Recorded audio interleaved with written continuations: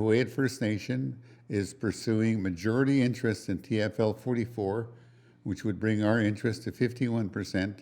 And we're asking the people to approve us acquiring 7% of APD, which is the Alberni Pacific Division sawmill here in Port Alberni. And then also to tie to APD is our ability to work with other First Nations, in particular in the Alberni Valley, where we can say, how can we work together? What can we all do to enhance employment opportunities for Tsishat, Hupachishit, and Hooayt, and Ho-Chucklets, the citizens that are living here, and for that matter, maybe even other Nuu-chah-nulth citizens living here in Port Alberni. And I look forward to the day that we can reconcile this one issue. I can remember when you went to Franklin River Division, or if you went to Sprout Lake Division, there was lots of First Nations people working. And then today, if you walk into the forest industry, you're going to be very hard-pressed to find even Nuu-chah-nulth people working in the forest industry.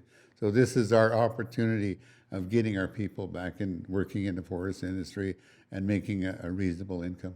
You know, recently the Hooayt First Nation made a decision to apply $5 a cubic meter to fishery renewal in Hooayt territory. In particular, that motion was addressing Sarita, Peshena, and Sagsaw renewal.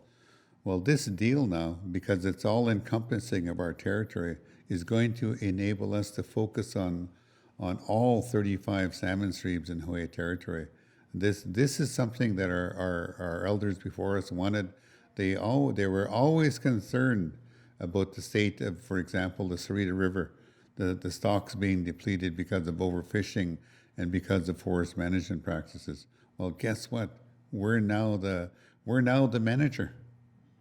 We're now the ones that are going to be saying, okay, we are going to consider fishery-related initiatives when we do our harvesting. For example, we might decide to say, the province might say, there's a 50-meter buffer, and our Huttway will say, no, wait a minute, we think it should be 100 meter. We think it should be 150 meters. So whatever we decide. And if they decide that the provincial standards call for 1,000 trees to be planted per hectare, well, maybe the Huttway will say, let's do 1,200, let's do 1,500.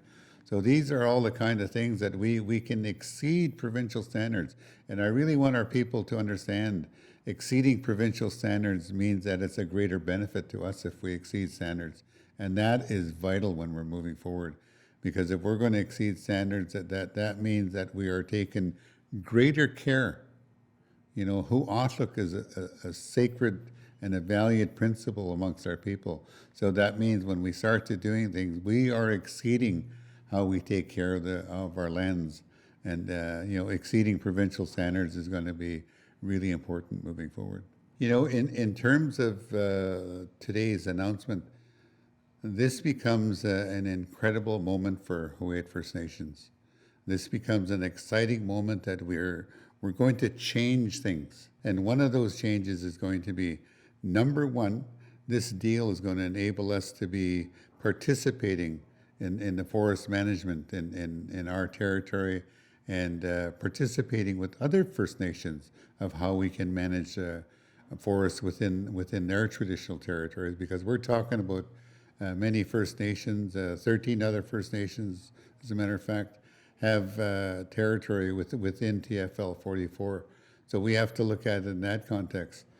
And we can look at it in another context that when we're trying to generate wealth, we're trying to generate money so that we can fund the many programs and services that we provide. You know, we need this additional revenue to do that. So this is a chance to participate and hopefully realize profits from our endeavors. And the third thing is that, you know, we want to grow our economy. We want to grow a strong Hooayt economy, an economy that provides employment for Hooayt people and even for other First Nations people, an economy that increases the financial benefits that come is because of this enterprise. And then, you know, these are things, and then also this enables us to manage our forests based on our cultural values, based on our our environmental values, based on our spiritual values. All of these are important.